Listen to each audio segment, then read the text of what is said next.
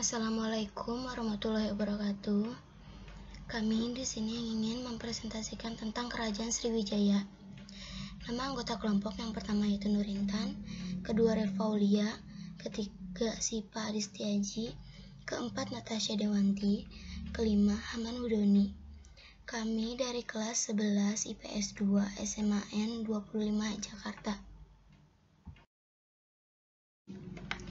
Kerajaan Sriwijaya atau Sriwijaya adalah salah satu kerajaan Maharaja Bahari yang pernah berdiri di Pulau Sumatera dan banyak memberi pengaruh di Nusantara dengan daerah kekuasaan berdasarkan peta membentang dari Kamboja, Thailand Selatan, Semenanjung Malaya, Sumatera, Jawa Barat, dan kemungkinan Jawa Tengah. Nama Sriwijaya sendiri bermakna kemenangan yang gemilang-gemilang.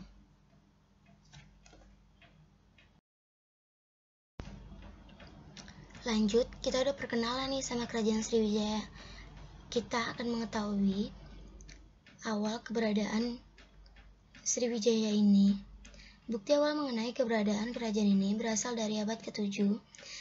Seorang pendeta Tiongkok dari dinasti Tang, Yi Tsing, menulis bahwa ia mengunjungi Sriwijaya tahun 671 dan tinggal selama 6 bulan.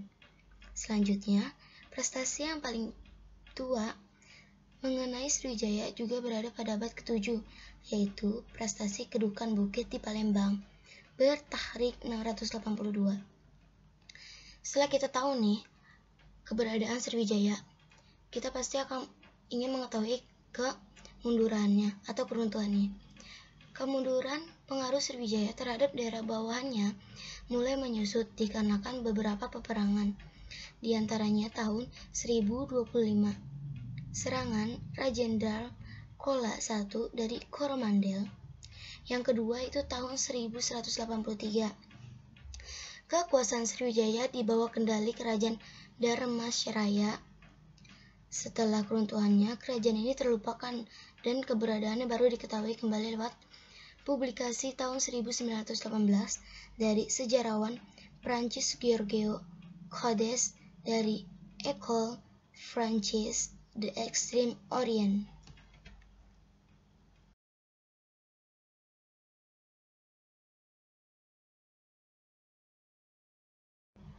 Setelah kita perkenalan dengan Kerajaan Sriwijaya sedikit, kita akan lanjut ke perkembangan kehidupan di Sriwijaya dari ekonomi, politik, sosial, dan budaya.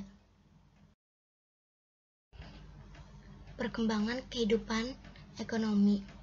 Kehidupan ekonomi Kerajaan Sriwijaya. Pada awalnya kehidupan ekonomi masyarakat Sriwijaya bertumbuh pada bidang pertanian. Namun, dikarenakan letaknya strategis, yaitu di persimpangan jalur perdagangan internasional, membuat hasil bumi menjadi modal utama untuk memulai kegiatan perdagangan dan pelayaran.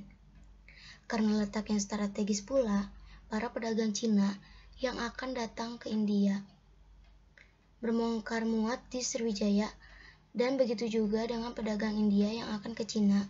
Dengan demikian, pelabuhan Sriwijaya semakin ramai hingga Sriwijaya menjadi pusat perdagangan se-Asia Tenggara. Perairan di Laut Natuna, Selat Melaka, Selat Sunda, dan Laut Jawa berada di bawah kekuasaan Sriwijaya. Perkembangan kehidupan politik. Sriwijaya dikenal sebagai kerajaan besar dan masyhur. Selain mendapat julukan sebagai kerajaan nasional pertama, Sriwijaya juga mendapat julukan kerajaan maritim, disebabkan armada lautnya yang kuat. Raja-raja yang terkenal adalah Dapuntahyang atau pendiri Sriwijaya, Balaputra Dewa, dan Sanggrama Wijaya Tunggawarman. Perluasan wilayah dilakukan dengan menguasai Tulang Bawang atau daerah Lampung, Kedah, Pulau Bangka, Jambi, Tanah Genting, Kra dan Jawa, atau Kaling dan Matraman kuno. Kerajaan Sriwijaya mencapai puncak kejayaannya pada masa Balaputra Dewa. Raja ini mengadakan hubungan persahabatan dengan Raja Dewapala, dewa dari India. Dalam prasasti Nalanda disebutkan bahwa Raja Dewapala Dewa menghadiahkan sebidang tanah untuk mendirikan sebuah biara untuk para pendeta Sriwijaya yang belajar agama Buddha di India.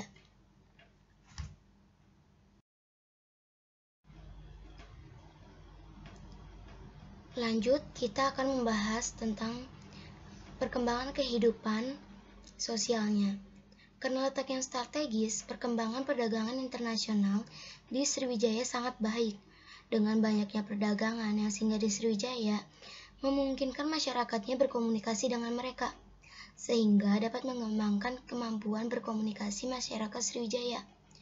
Kemungkinan bahasa Melayu kuno telah digunakan sebagai bahasa pengantar terutama dengan para pedagang dari Jawa, Barat, Bangka, Jambi, dan Semenanjung Malaysia. Perdagangan internasional ini juga membuat kecenderungan masyarakat menjadi terbuka akan berbagai pengaruh dan budaya asing, salah satunya India. Oke, ini yang terakhir, yaitu perkembangan kehidupan budaya. Tonggak kehidupan budaya masyarakat Sriwijaya yang sangat dibanggakan adalah pada saat Sriwijaya menjadi pusat pengajaran ajaran Buddha di Asia Tenggara. Para pendeta yang berasal dari wilayah sebelah timur Sriwijaya, seperti Cina dan Tibet, banyak yang menetap di Sriwijaya. Tujuan mereka adalah belajar ajaran Buddha. Sebelum mereka belajar di tanah asal lahirnya ajaran itu, atau India, pada tahun 1011 sampai 1023, datang seorang pendeta Buddha dari Tibet untuk memperdalam pengetahuannya tentang agama Buddha di Sriwijaya. Pendeta itu bernama Atisa dan menerima bimbingan langsung dari guru besar agama Buddha di Sriwijaya, yaitu Dharmakitri. Untuk membuat PPT atau PowerPoint ini untuk presentasi, pasti kita akan mencari sumber-sumbernya seperti dari Google, buku, atau yang lainnya. Jadi, ini rangkuman sumber-sumber yang kami cari. Masuk ke dalam daftar pustaka.